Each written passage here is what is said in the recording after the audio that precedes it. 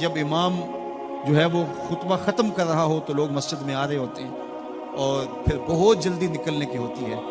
امام کے منبر پر بیٹھنے سے قبل مسجد میں آنے کا رجحان پیدا کرنا چاہیے.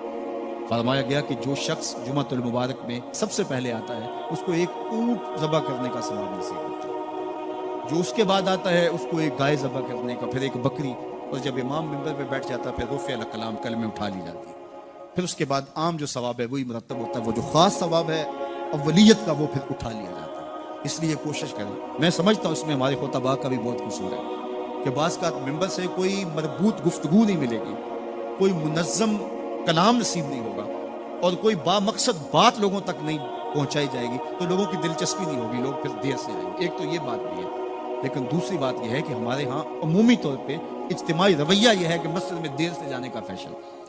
تو اس فیشن پہ نہ چلے، بلکہ امام اور خطیب کے منبر پر بیٹھنے سے قبل جتنا وقت گزرے گا آ کے بیٹھ کے تلاوت کرتے رہیں، ذکر و فکر میں مشغول رہیں. جتنی دیر آپ کو انتظار کرنا پڑے یہ آپ کے لیے خیر و برکت کر رہی ہے.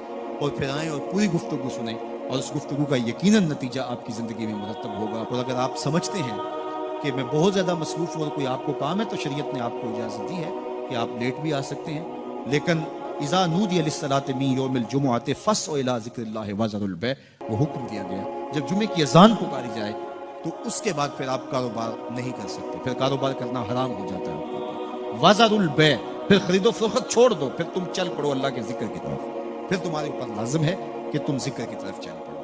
تو اس لیے اس سہولت سے ہمیں فائدہ حاصل کرنا چاہیے کہ اگر ہم خطبہ پہلا چھوڑتے ہیں اور دوسری اذان یہ اذان ہے جس کے بعد کاروبار کرنا حرام ہے، اذان ثانی ہے، یہ سہولت کے لیے پہلا وقت اجمیوں کے لیے ہے تاکہ جو ہے وہ اردو میں یا اپنی زبان میں اجمی زبان میں بھی کچھ کلام سن سکیں.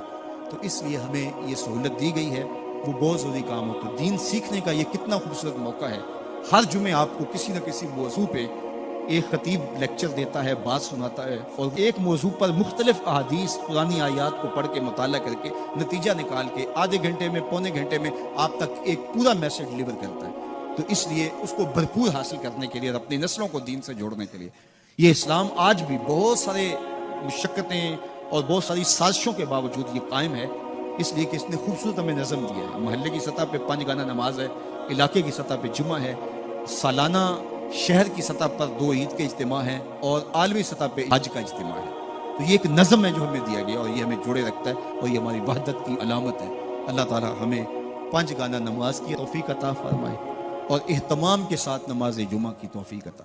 ایک حدیث میں آتا ہے جس نے 3 جمعے بغیر کسی عذر کے ترک کر دیے اس کے دل پر نفاق کی مہر لگا دی جاتی ہے. اللہ ہمیں محفوظ فرمائے. وآخر رہنا.